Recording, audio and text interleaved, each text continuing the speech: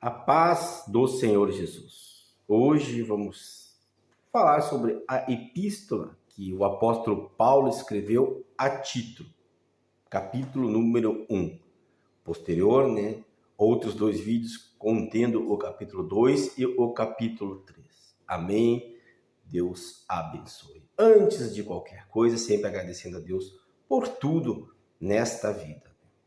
Também agradecendo a vocês que estão no canal, acompanhando já há mais de 2 anos. Também pedindo que quem não está inscrito se inscreva, compartilhe o vídeo, dê um like, poste seu comentário para que possamos interagir e também o vídeo alcance a mais pessoas. Amém? Diretamente para a epístola, lembrando, veja até o final. É muito importante. Começa com o prefácio e a saudação, então o capítulo 1 da epístola de Paulo a Tito, O prefácio, Paulo diz que é servo de Deus. Paulo é servo do Senhor e nós já devemos ter em mente a servidão. Jesus disse, eu vim para servir e não para ser servido. É um princípio básico do Evangelho, dos ensinamentos de Cristo. Servir a quem? A Deus e ao próximo. 2 dos maiores mandamentos trazidos por Jesus no Novo Testamento. Servir a Deus acima de todas as coisas e ao próximo como a si mesmo. Então, servo, No versículo 4, é muito importante você prestar atenção agora, Diz assim, a Tito, meu verdadeiro filho. Paulo diz, então, a Tito, Essa carta é a Tito, meu verdadeiro filho, segundo a fé comum. A fé comum. Graça, misericórdia e paz da parte de Deus Pai e do Senhor Jesus Cristo, nosso Salvador. Então o relacionamento entre Paulo e Tito, dois cristãos, era como de pai para filho. Como de pai para filho. Esse relacionamento era baseado na fé comum que eles tinham. Ou seja, eles acreditavam na mesma coisa.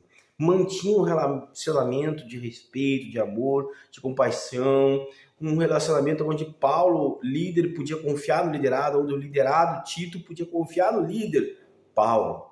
E isso falta muito hoje, não somente dentro das igrejas, mas dentro de uma casa, de um lar, no trabalho. Enfim, no mundo de hoje, essa confiança entre líderes e liderados, entre marido, esposa, pais e filhos, chefe, funcionários, e essa confiança não existe mais como existia nos tempos de Paulo. É muito raro isso, não estamos generalizando, mas mesmo entre os cristãos, já não se tem mais esse relacionamento de total confiança baseado na fé comum. Porque embora se digam hoje cristãos, muitos professam uma fé diferente.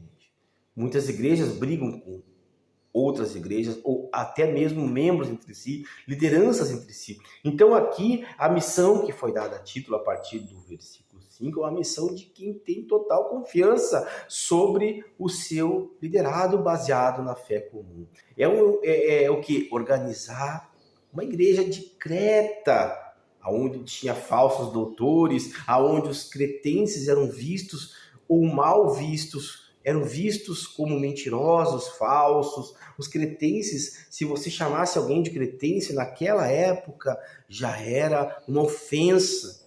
Para muitos era considerado uma ofensa, porque eles tinham uma fama de mentirosos, entre outras coisas mais. Então, organizar uma igreja dessas não era uma missão fácil. Olha só o que diz assim, a partir do versículo 5. Fique comigo, preste atenção.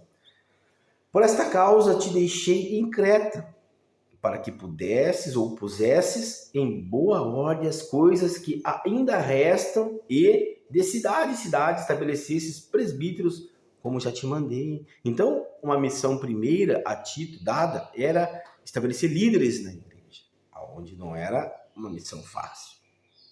Aquele que for irrepreensível, marido de uma mulher, então ele começa a ensinar como deveria ser a liderança, a própria liderança de Tito e os seus liderados, que ele iria escolher ali. Então, aquele que for irrepreensível, marido de uma mulher, que tenha filhos fiéis, que não possam ser acusados de dissolução nem são desobedientes.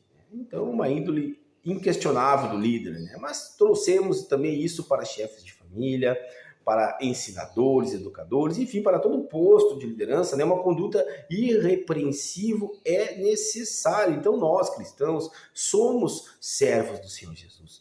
Devemos ter uma fé comum, então devemos ter um comportamento irrepreensível, marido de uma mulher, esposa de um homem, que tenha filhos, né, fiéis, não filhos que professam algo diferente daquilo que os pais estão seguindo. Claro que quando eles forem adultos, tomarão as suas escolhas, suas decisões. Estamos falando aqui de enquanto estão, né, sobre o teto, o mesmo teto, né, a qual os líderes estão, né, habitando. Porque convém que o bispo seja irrepreensível como despenseiro da casa de Deus, não soberbo, nem irrancudo, nem dado ao vinho, nem espancador, nem cobiçoso, torpe, nem ganância. Não convém a um líder, não convém a um homem de Deus, uma mulher de Deus, né, ser soberbo nem irado. E as outras coisas mais que aqui no versículo 7 diz. Nos anima a ler a Bíblia. Leiam a epístola, leiam com calma e atenção. A Bíblia, a leitura através da revelação do Espírito Santo é fundamental. Fique comigo até o final. No versículo 8, mas dada a hospitalidade, amigo do bem, moderado, justo, santo, temperante. Virtudes que devemos ter. Repito, versículo 8, hospitalidade. Amigo do bem, moderado, justo, santo, temperante. Aqui se refere aos líderes da igreja, mas cabe a nós sermos assim. Retendo firme a fiel palavra que é conforme a doutrina, para que seja poderoso tanto para demonstrar como a sã doutrina, como para convencer os contradizentes. A sã doutrina, a palavra do Senhor hoje nos está completa na Bíblia. Esta é a sã doutrina. Naqueles tempos em que Paulo escreve a Tito, ainda não havia por completo, né, a palavra organizada em uma Bíblia, mas ele se refere, obviamente, aos ensinamentos de Cristo Jesus, e os apóstolos da igreja primitiva tinham passado a ele a sã doutrina, e Paulo certamente passou a sã doutrina a Tito e chegou até os dias de hoje na forma da palavra do Senhor.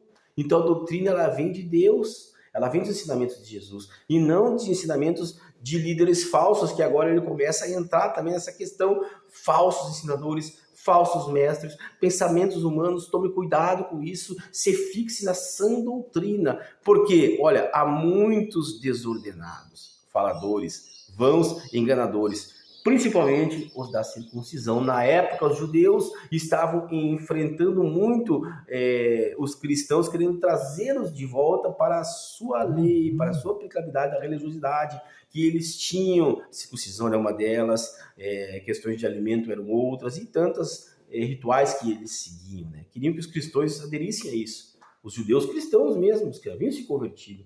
Imagina os que não haviam se convertido. Amém? Então, um deles, seu próprio profeta, disse: os cretenses são sempre mentirosos, bestas ruins, ventres preguiçosos. Então é isso que era a imagem dos cretenses. Estabelecer uma igreja ali não era fácil, né? Então, mais um dado que eu quero trazer importantíssimo no versículo 15 e 16, e terminamos aqui, para a glória do nosso Deus, é que diz assim, ó: todas as coisas são puras para os puros, mas nada é puro para os entendimentos dos infiéis. Antes, o seu entendimento e consciência estão contaminados. Tudo é puro ao olhar daquele que serve a Cristo. Nós olhamos e enxergamos as coisas de uma forma espiritual. Nosso coração não contém a maldade, embora o outro possa até estar errado. Nós temos que aplicar o sermão do monte da íntegra, ou seja, amar os nossos inimigos, dar um tapa, se levarmos um tapa, dar a outra face. Enfim, o sermão do monte, Mateus 5, 6 e 7, a aplicabilidade dele, nós temos vídeos aqui no canal que falam sobre isso. É importantíssima nesse caso. Nós temos que ter paz, amor, nós temos que ser o sal da terra, a luz do mundo, e outras coisas mais que Jesus ensinou. O oposto, então, aqui a pureza que nós temos no coração não nos pode deixar que nós vemos as coisas meramente humanas, mas os infiéis, os impuros, né, antes o seu entendimento e consciência estão contaminados. Então, esses pensam só maldade, seu pensamento é deturpado. E aqui também há uma linha de raciocínio que defende que essa pureza está atrelada aos alimentos, né? Por quê? Porque todos os alimentos, cristão agora vê como puro, não exatamente como o judeu via alimentos impuros e alimentos puros, ou seja, o cristão que estava comendo alimentos impuros se tornava impuro, e Deus veio através de Jesus e modificou tudo isso, ensinou e explicou como deve ser a pureza, e está dentro e não no que vem de fora para o exterior. Temos duas formas de ver isso, duas formas corretíssimas, eu entendo, a pureza da alma e a pureza, então, dos alimentos que referindo-se aos judeus. Ou seja, Paulo, ele, de uma forma muito especial, ele engloba tudo isso numa questão só e diz: puros para os puros, impuro para os impuros. Amém? Então, no 16, ele afirma o que foi dito aqui, ó: confessam que conhecem a Deus, mas negam-no as obras, sendo abomináveis e desobedientes e reprovados para toda boa obra. Então, o que são os impuros? Eles confessam que conhecem a Deus, mas negam-no com as obras, sendo abomináveis e desobedientes, reprovados para toda boa obra. Nós, aqui cristãos, devemos ser exemplo das nossas atitudes. Nós, líderes, devemos ter uma conduta irrepreensível diante da sã doutrina, É isso que o capítulo 1, na sua essência, nos diz. Amém? Não deixe de olhar os próximos vídeos que vão tratar do capítulo 2 e 3. Que Deus abençoe.